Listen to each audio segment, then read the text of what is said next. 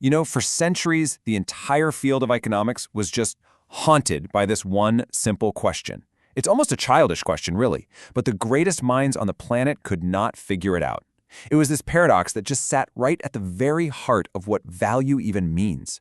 And then, bam, 1871. A pretty quiet Austrian civil servant named Carl Menger publishes a book. And this book didn't just answer the question, it changed everything we thought we knew about economics. Okay, let's dive into this. This is it. This is the big one, the diamond-water paradox. It's a real head-scratcher that stumped even Adam Smith, the father of modern economics himself. I mean, think about it. On one hand, you've got water. You literally need it to survive. Its total usefulness to humanity is, well, it's pretty much infinite. On the other hand, you have diamonds. They're shiny, sure, but they're mostly for decoration. Fundamentally, you don't need them. And yet, diamonds command these astronomical prices, while water is, for the most part, dirt cheap. How can something so useless be so valuable, and something so vital be worth so little?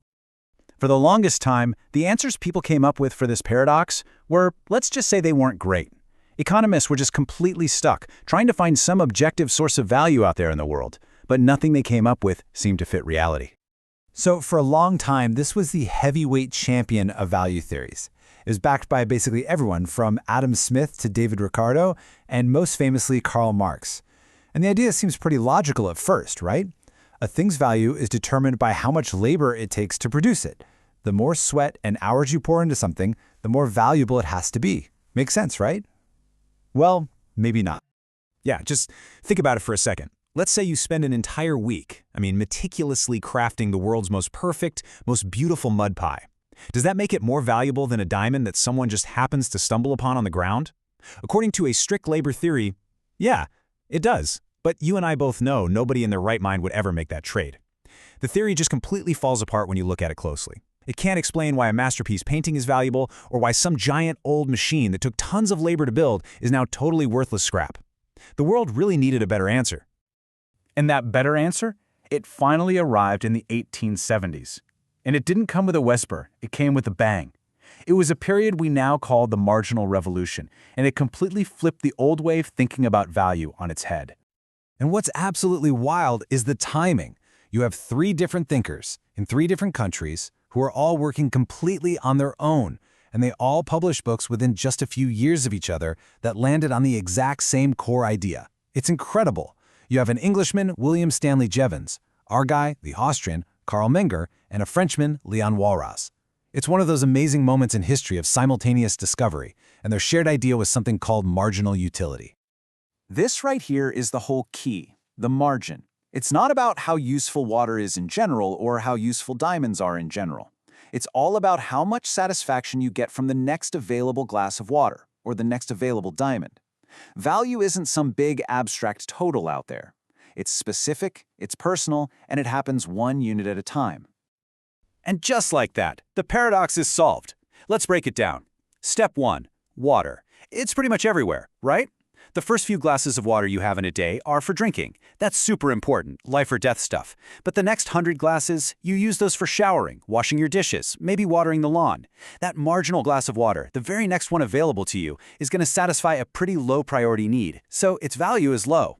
Now let's look at step 2, diamonds. They're incredibly rare. For most of us, the first or next diamond we might ever get is for something really significant, like an engagement ring. That one marginal diamond satisfies a very, very high-value desire, so its value is high. The paradox was never really a paradox at all. We were just looking at the wrong thing the whole time. But hold on, the story doesn't end there. Because while it's true that three guys discovered the same core idea, that's not the whole truth. See, one of them, Carl Menger, was a true rebel. His version of this revolution was profoundly different. And don't just take my word for it. Historians of economics like William Jaffe have been pointing this out for decades. Lumping these three revolutionaries together makes for a nice, neat story. But as Jaffe says here, it actually hides the most interesting parts.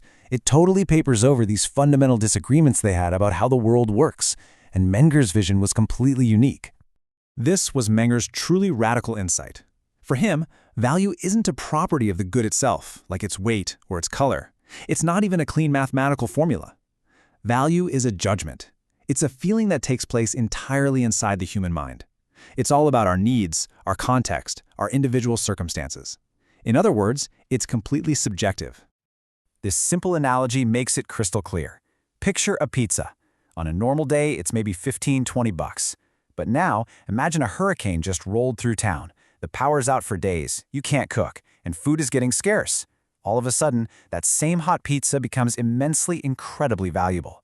The pizza itself didn't change, the labor to make it didn't change. What changed was the context, the needs of the people. Value isn't in the pizza, it's in the mind of the hungry person who desperately needs it. So, how exactly did Menger's subjective, it's-all-in-your-head approach set him apart from the other revolutionaries, Jevons and Walras? Well, the difference is absolutely fundamental. Jevons and Walras were fascinated by math and physics. They wanted to build these elegant, beautiful models of the economy as a system in perfect balance, or what they called equilibrium. You can kind of think of them as architects designing a pristine theoretical building. Menger, on the other hand, he wasn't interested in some static, perfect system. He was interested in the messy, real-world process of how humans choose things. He was more like a detective, trying to piece together the cause and effect chains of individual actions in a world that is always, always changing.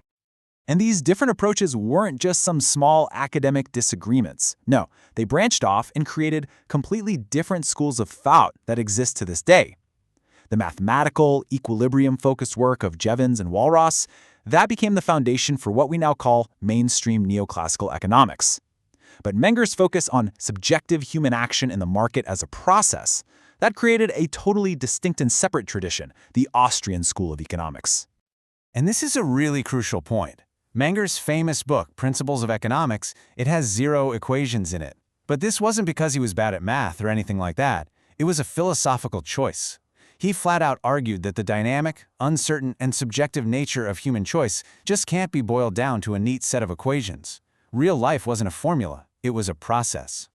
And that principled stand he took, it became the absolute bedrock of the Austrian school that he founded. A school that sees economics not just as a study of how we allocate stuff, but as the study of human action itself.